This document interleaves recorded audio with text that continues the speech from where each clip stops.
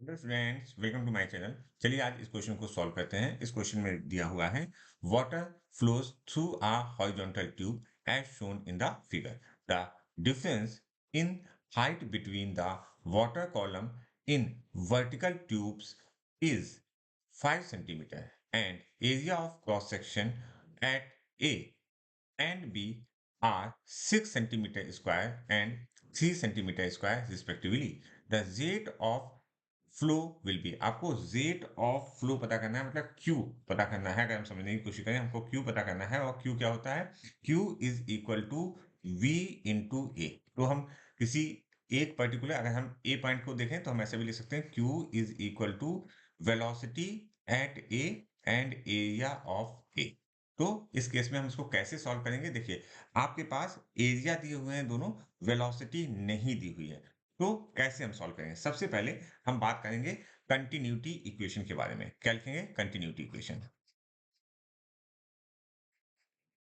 अच्छा, continuity equation को अगर आप लिखो तो आप क्या लिखोगे? v of A, area of A is equal to v of B into area of B. अच्छा, इनके एरियाज आपको पता होने चाहिए। हम वेलोसिटी ऑफ बी निकालते हैं अभी। Velocity of B is equal to area of A upon area of B into V A.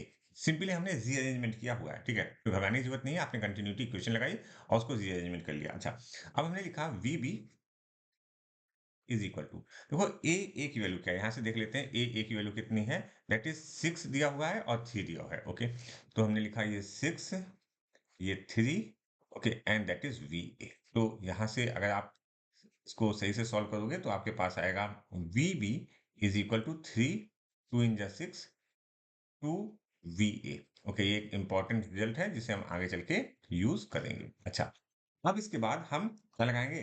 Bernoulli's equation. तो बर्नौलीज इक्वेशन क्या कहती है? अगर हम दो पॉइंट्स में बर्नौलीज इक्वेशन लगा रहे हैं तो हम कहेंगे pressure at A, okay, plus 1/2 density into V velocity at A square plus rho G H A is equal to P B plus 1/2 of rho V B square plus rho G H B.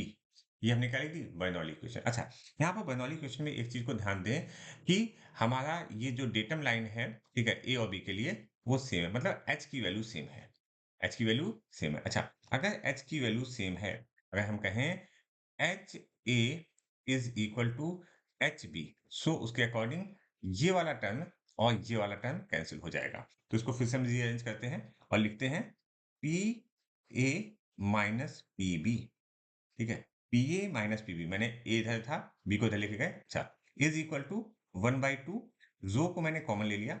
We B जो है वो positive में है यहाँ पर, तो मैंने इसको ब्रैकेट में लिखा V B square minus V A square. देखो ध्यान से, कुछ नया नहीं किया हुआ है। अच्छा, एक और फॉर्मूला आपको पता होना चाहिए, P is equal to rho G H. ये बात पता है?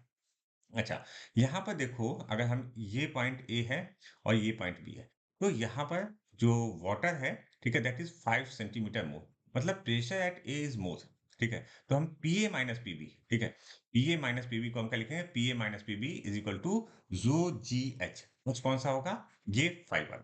तो हम लिखेंगे rho G H is equal to 1/2 of rho in bracket V B square minus V square. ठीक है, ये क्या है? वेलोसिटीज हैं। अब इसमें कैंसिल कर देते हैं, जो जो टर्म्स कैंसिल हो जाते हैं। ये रो और ये रो कैंसिल हो गया। अच्छा, अब हम वैल्यूज को रखते हैं और यहां से हम वेलोसिटी ऑफ ए को निकालने की कोशिश करते हैं, या वेलोसिटी ऑफ बी को निकालते हैं। तो वेलोसिटी ऑफ ए को निकाल लेते हैं तो ज्यादा बेटर रहेगा हमारे लिए। तो देखो, ये आया जी, ये हुआ H, okay, is equal to 1/2 VB की वैल्यू क्या है? 2 वी ए। तो ये हो जाएगा 4 we A square, 4 we A square minus V A square. Okay, अच्छा, इसको यहाँ पर सॉल्व करते हैं फिर से अच्छे से। तो यहाँ पर हमारे पास जो वैल्यू बची, that is G H is equal to, ये 4 -1। ओके, तो ये हुआ 3/2 VA²। ओके, अब यहाँ से VA की वैल्यू निकालते हैं। तो VA is equal to square root of 2GH/3। ये किसकी वैल्यू आ गई? ये हमारे पास आ गई VA की वैल्यू। ओके, अब हमने अगर ध्यान से देखें तो Q निकालना था VA और AA। ठीक है, तो VA की वैल्यू आ गई और AA की वैल्यू हमें पता है।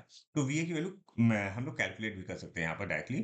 तो पहले कैलकुलेट ही कर लेते हैं यहाँ पर, एक साथ नहीं करेंगे। 2 मल्टीप्लाइड बाई 10। ओके, 10 यहाँ पर हमको जो वैल्यूज दी हैं वो सेंटीमीटर में दी हैं। तो मीटर है, देसी सेंटीमीटर, आप इसको सेंटीमीटर में लिख लो। मल्टीप्लाइड बाई हाइट जो है वो सेंटीमीटर में हमें एज यूजुअल दी हुई है, अपॉन 3। अच्छा, जब आप इसको कैलकुलेट करोगे तो देखो ये 5 2 10 हो जाएगा। मतलब यहाँ पर आ जाएगा 100 मल्टीप्लाइड बाई 100/3। तो इसको आप ऐसे लिख सकते हो, ध्यान से देखना यहाँ पर।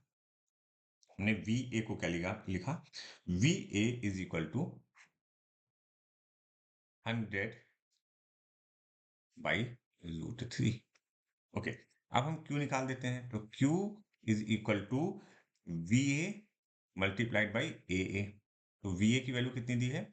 VA की वैल्यू है 100/√3। अच्छा, AA की वैल्यू कितनी दी है?